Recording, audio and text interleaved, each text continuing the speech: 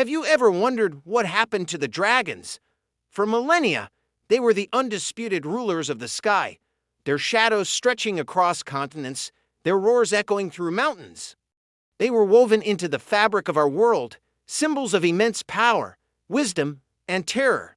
We see their likeness in ancient carvings, hear their stories in forgotten songs, and feel their presence in the very landscape they shaped. But where did they go?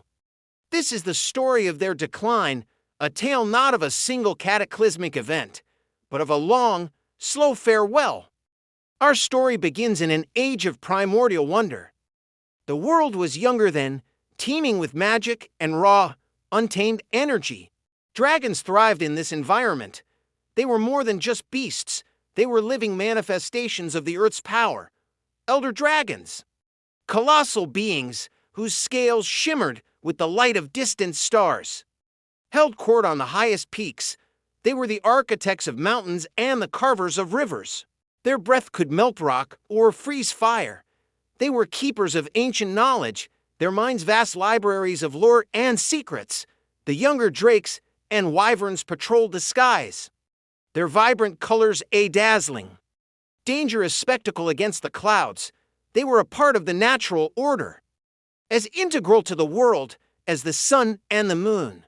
Humanity, at this time, was a fledgling species, small and scattered.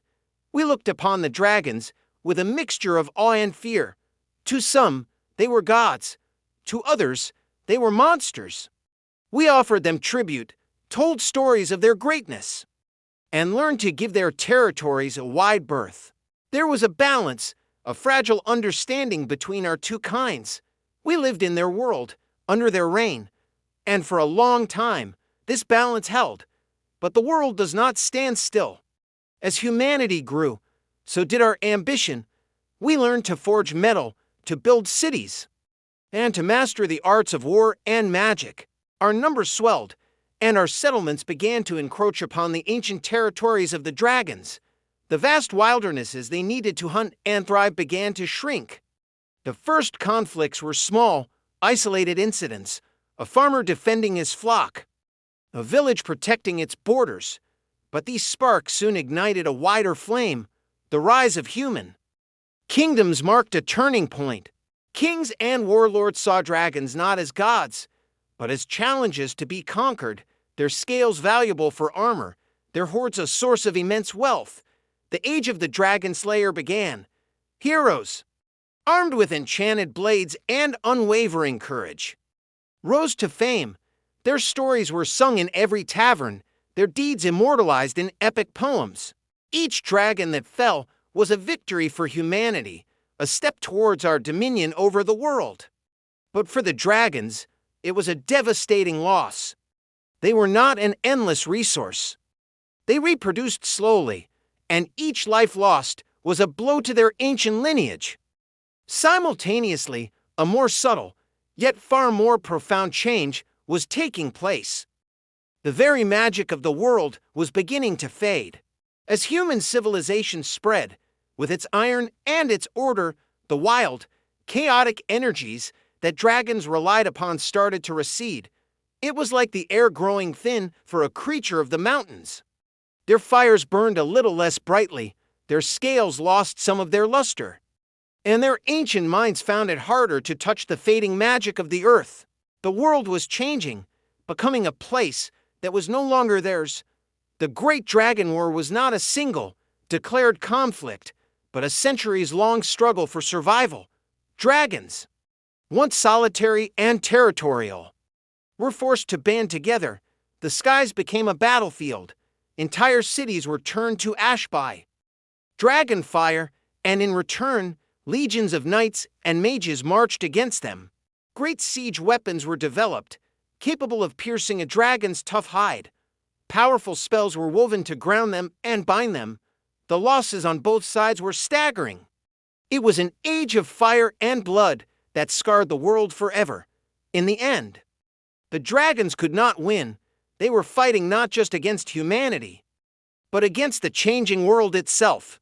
Their numbers, already dwindling, were decimated. The elder dragons, the keepers of their history and magic, were the first to fall or fade, taking their ancient wisdom with them. The survivors were scattered, hunted, and broken. They retreated to the last untouched corners of the world, the deepest caverns, the most remote mountain peaks, the fog-shrouded islands at the edge of the map.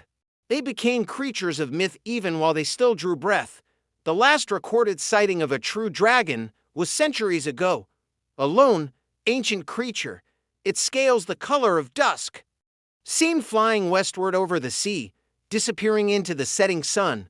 Was it the last of its kind? Or did it go to join others in a hidden sanctuary, a place where the old magic still lingers, waiting for the world to be ready for their return? We don't know. What we do know is that their absence left a void. The skies grew quiet. The world, in some ways, became smaller, less wondrous. The dragons are gone. Or are they? Their legacy lives on. It lives in the mountain ranges that look like sleeping giants, in the scorched deserts where their fire once rained down, and in the constellations they were named for. It lives in our stories, our art, and our dreams. We conquered the world, but in doing so, we lost a part of its soul. Perhaps one day, the magic will return. Perhaps one day, the skies will once again tremble with the beat of leathery wings. Until then, we can only look up at the empty sky and remember the age when dragons reigned. Thank you for joining us on this journey through time. If you found this story fascinating, consider subscribing to our channel for more explorations into the lost chapters of history and myth. Let us know in the comments what piece of lost history you'd like us to uncover next. Until next time, keep wondering.